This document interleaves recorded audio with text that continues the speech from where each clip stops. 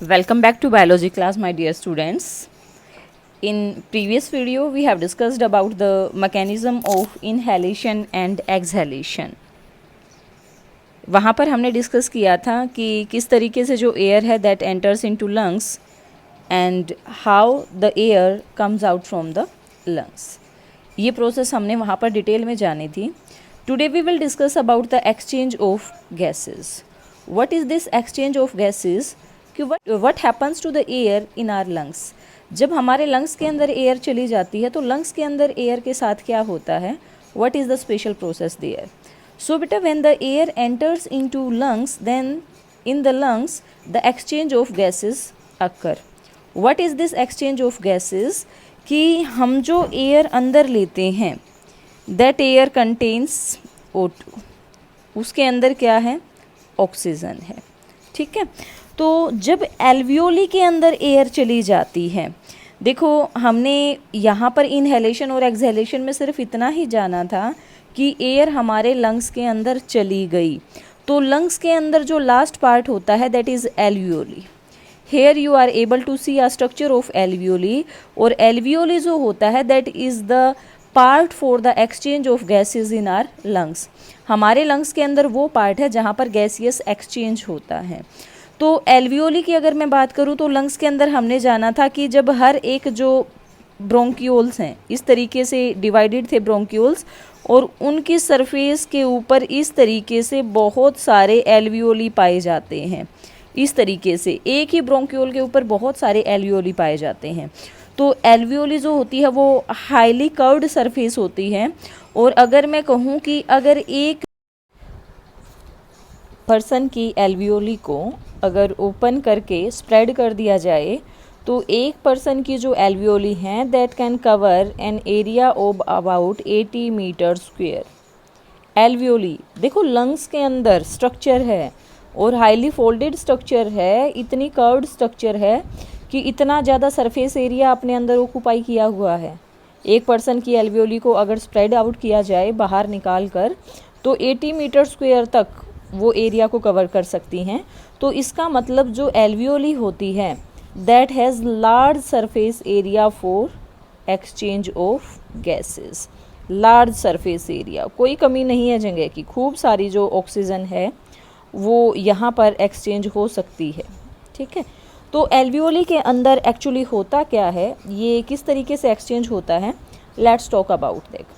देखिए बेटा अगर हम बात करते हैं nose to, if we talk about the area from the nose to bronchioles, तो नोज से लेकर जो ब्रोंक्यूल्स तक का एरिया होता है that is known as conducting part.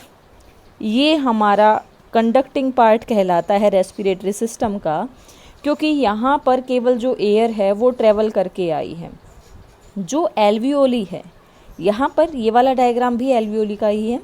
जो एल्वियोली होती है that is the main functioning unit of lung, क्योंकि यहाँ पर अब होगा गैसियस एक्सचेंज. तो ये गैसियस एक्सचेंज क्या होता है, जैसे ही एल्वियोली के अंदर एयर एंटर करती है तो एल्वियोली जो है that is covered with capillaries.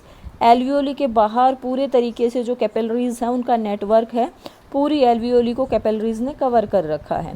तो हम यहाँ पर इस तरीके से सपोज कर सकते हैं कि जो एल्वियोली होती है और एल्वियोली की जो लेयर होती है that remains in the contact of capillary layer. ये कैपिलरी है बाहर की तरफ, इट इज़ कैपिलरी. और कैपिलरी के अंदर फ्लो कर रहा है ब्लड, दीज आर कैपिलरीज. और इसके अंदर फ्लो कर रहा है ब्लड, और ब्लड से जो मैंने ये रेड जो शेप बनाई है you can take these as RBCs. These are red blood cell. ये ब्लड के अंदर रेड ब्लड सेल हैं. तो अब होगा क्या, होगा ये कि एयर अंदर आएगी. एयर जो अंदर आएगी उसके अंदर जो ऑक्सीजन है that oxygen will be taken by the RBCs. वो एयर के अंदर से ऑक्सीजन जो है वो RBCs के अंदर चली जाएगी. और यहाँ पर इस ब्लड के अंदर जो CO2 है वो एल्वियोली के अंदर छोड़ दी जाएगी. यानी कि एल्वियोली से ऑक्सीजन जाएगी ब्लड के अंदर और ब्लड से कार्बन डाइऑक्साइड जाएगी एल्वियोली के अंदर, जो कि एल्वियोली से चली जाएगी बाहर की तरफ। तो ये इस तरीके से एक्सचेंज होता है। देखो इस एक्सचेंज के पीछे बेटा बहुत सारे फैक्टर्स होते हैं। Some factors are quite above your level, क्योंकि इस एयर के अंदर जो एयर अंदर जाती है, एल्वियोली के अंदर जो एयर होती है उसके अंदर जो ऑक्सीजन का पार्शियल प्रेशर होता है वो यहाँ पर ज़्यादा होता है, और ब्लड के अंदर एल्वियोली कैपिलरी के अंदर जो पार्शियल प्रेशर है ऑक्सीजन का वो कम होता है। इसीलिए high pressure to low pressure ये गैसेस फ्लो करती हैं और ऑक्सीजन एल्वियोली से चली जाती है ब्लड के अंदर, क्योंकि ऑक्सीजन का पार्शियल प्रेशर एल्वियोली के अंदर ज़्यादा है इन कंपैरिजन टू ब्लड। इसीलिए ऑक्सीजन कहाँ से कहाँ जाएगी, फ्रॉम एल्वियोली टू ब्लड। ठीक है। कार्बन डाइऑक्साइड के पार्शियल प्रेशर की अगर बात करते हैं तो कार्बन डाइऑक्साइड का पार्शियल प्रेशर ब्लड के अंदर ज़्यादा होता है और एल्वियोली के अंदर कम होता है। इसीलिए ब्लड के अंदर से कार्बन निकलकर चली जाती है एल्वियोली के अंदर। अब ये जो टर्म मैं यहाँ पर यूज़ कर रही हूँ पार्शियल प्रेशर, ये क्या होता है, what is this partial pressure? बेटा गैसेस के मिक्सचर के अंदर एक पर्टिकुलर प्रेशर, जो गैस अपना प्रेशर जो एक्सर्ट करती है, that is the partial pressure of that particular gas. एक मिक्सचर के अंदर जब गैसेस अपना प्रेशर एक्सर्ट करती हैं, तो यहाँ पर देखिए इस तरीके से 4th क्लासेस इज सफिशिएंट कि एल्वियोली के अंदर से ऑक्सीजन ब्लड के अंदर चली गई और ब्लड के अंदर से कार्बन डाइऑक्साइड निकल कर आ गई एल्वियोली के अंदर। अब यहाँ पर ये ऑक्सीजन ब्लड के अंदर किसके पास गई है, what is the special thing here in blood? तो ब्लड के अंदर एक बड़ी इम्पोर्टेंट थिंग है and that is HB। What is this HB? HB is haemoglobin. It is haemoglobin. ये होती है हीमोग्लोबिन। क्या है ये हीमोग्लोबिन?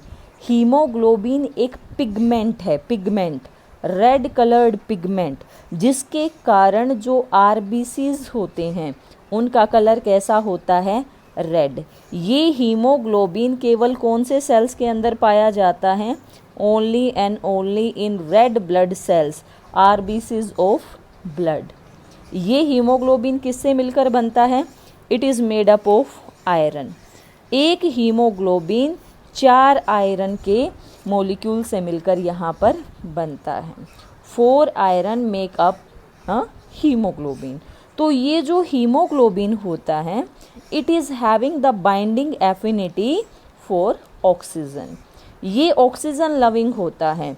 जहाँ पर एल्वियोली के अंदर से जो ऑक्सीजन है वो ब्लड के अंदर जाती है और ब्लड के अंदर जाकर आरबीसीज के साथ बाइंड कर जाती है, क्योंकि आरबीसीज के साथ क्या है, हीमोग्लोबिन है और हीमोग्लोबिन ऑक्सीजन को अपने साथ बाइंड कर लेती है।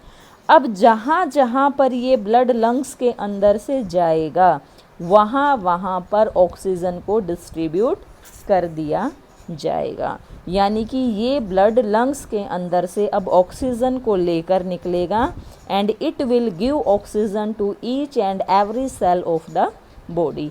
लेकिन ये कैसे पॉसिबल है कि ये जो ब्लड है ये बॉडी के अंदर हर एक सेल को ऑक्सीजन दे सकता है? बेटा ये ऐसा इसलिए पॉसिबल है because we are having a transporting system in our body and that transporting system is known as circulatory system. Human beings के अंदर एक सर्कुलेटरी सिस्टम है और इस सर्कुलेटरी सिस्टम के अंदर जो ब्लड है वो पूरी बॉडी के अंदर लगातार सर्कुलेट करता रहता है और हर एक ऑर्गन के अंदर ऑक्सीजन को या जो भी अदर सब्सटेंसेस हैं जैसे डाइजेस्टेड फूड है, प्रोटीन्स है, उन सब को हर एक सेल को डिस्ट्रीब्यूट करता हुआ चलता है। ठीक है, तो ये circulatory system it will be our next topic. लेकिन उससे पहले थोड़ी सी बात करते हैं कि चलो ह्यूमन बींग्स के अंदर तो सर्कुलेटरी सिस्टम है, अगर हम लोअर एनिमल्स की बात करते हैं जैसे कि एक अमीबा है, सिंगल सेल एनिमल, तो क्या अमीबा के अंदर भी ऑक्सीजन को अंदर लेने के लिए और CO2 को बाहर छोड़ने के लिए क्या कोई सर्कुलेटरी सिस्टम होता है? क्या उसके अंदर भी ऐसे ही एल्वियोली होती है? नो बेटा। जो सिंपल ऑर्गेनिजम्स होते हैं जैसे कि अमीबा है, उसके अंदर ऑक्सीजन अंदर एंटर करती है और कार्बन डाइऑक्साइड बाहर निकलती है by the process of simple diffusion. उनके अंदर सिंपल डिफ्यूज़न से ये काम हो जाता है। तो क्या जो सिंपल डिफ्यूज़न की प्रोसेस है वो ह्यूमन बीइंग के अंदर सफिशिएंट नहीं होगी कि भाई चलो लंग्स के अंदर तक ऑक्सीजन चली गई, उसके बाद डिफ्यूज़ करके हर एक सेल के पास पहुंच जाए? Not possible. क्योंकि बेटा अगर ह्यूमन बीइंग के अंदर सिंपल डिफ्यूज़न से ऑक्सीजन अगर ट्रांसपोर्ट होगी, सिंपल डिफ्यूज़न एक सेल से दूसरे सेल के अंदर इस तरीके से अगर ऑक्सीजन के ट्रांसपोर्ट की हम बात करते हैं इन ह्यूमन बीइंग्स, तो फॉर योर काइंड इन्फॉर्मेशन, अगर हम लंग्स से अपने पैर की उंगली यानी कि टो की बात करते हैं, तो लंग्स से टो तक ऑक्सीजन के मॉलिक्यूल को पहुंचने के लिए लग जाएंगे अबाउट 3 ईयर्स। एक ऑक्सीजन के मॉलिक्यूल को लंग्स के अंदर से हमारे पैर तक पहुंचने के लिए कितने साल लग जाएंगे? 3 साल लग जाएंगे। So we are pretty lucky कि we are having a circulatory system जो कि इतने जल्दी हमारी बॉडी के अंदर ऑक्सीजन को ट्रांसपोर्ट करता है और कार्बन डाइऑक्साइड को बाहर निकालता है। तो बेटा इस तरीके से हमारे लंग्स के अंदर जो ऑक्सीजन है that is transported, that is exchanged oxygen inside the blood and carbon dioxide out of the blood. तो यहाँ से कार्बन डाइऑक्साइड और ऑक्सीजन का एक्सचेंज हमने जाना है। नेक्स्ट टॉपिक होगा हमारा structure of heart and circulatory system, क्योंकि नेक्स्ट टॉपिक में हम जानेंगे कि ये जो ऑक्सीजन होती है ये हर एक सेल के पास पहुँचेगी कैसे, ब्लड क्या है, हार्ट क्या है, और ब्लड के अंदर ऐसा क्या है कि वो हमारी पूरी बॉडी के अंदर ट्रांसपोर्ट का वर्क परफॉर्म करता है। सो be ready for the next topic and we will start that in our next video.